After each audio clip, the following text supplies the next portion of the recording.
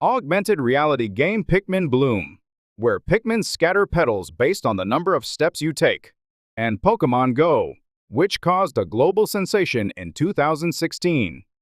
Both games use technology that seamlessly aligns real-world maps with 3D graphics without error.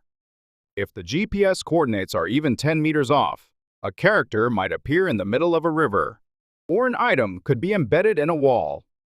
That's why Google submitted its third request to export high-definition maps overseas this past February.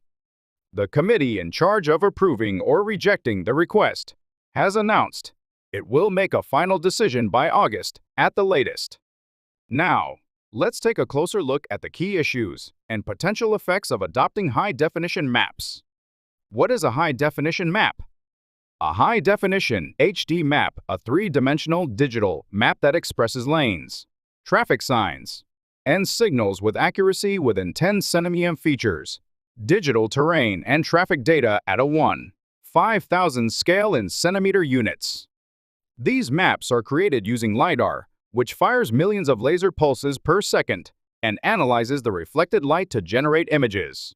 Drone aerial photography, vehicle cameras, radar, and GPS data. To ensure over 90% accuracy, the maps undergo regular field checks. High-definition maps record details like lane width and traffic light positions, which don't appear on regular maps, and are used in lane keeping for autonomous vehicles, drone delivery, and smart logistics or parking. However, in Korea, such maps are classified as military or national security assets, so only maps up to a 1/25,000 scale can be exported abroad. Google's renewed push. Google previously sought permission to export HD maps in 2007 and 2016, but both requests were denied due to security concerns. The government proposed conditions, such as the establishment of a domestic data center and the use of blur filters on military and security sites. Google refused, citing that those requirements would hinder global CDN content delivery network optimization and increase latency.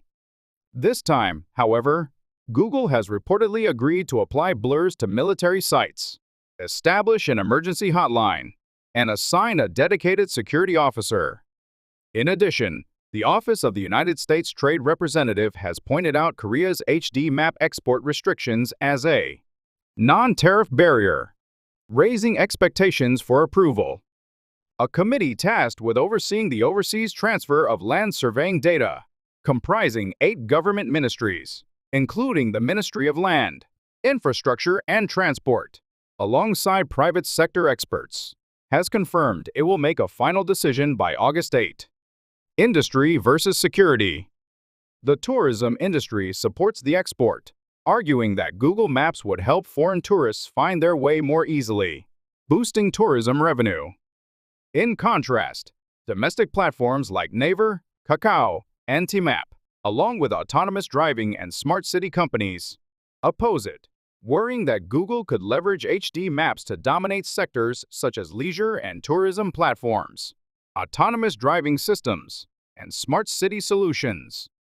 Let's keep an eye on what decision the committee will make in August.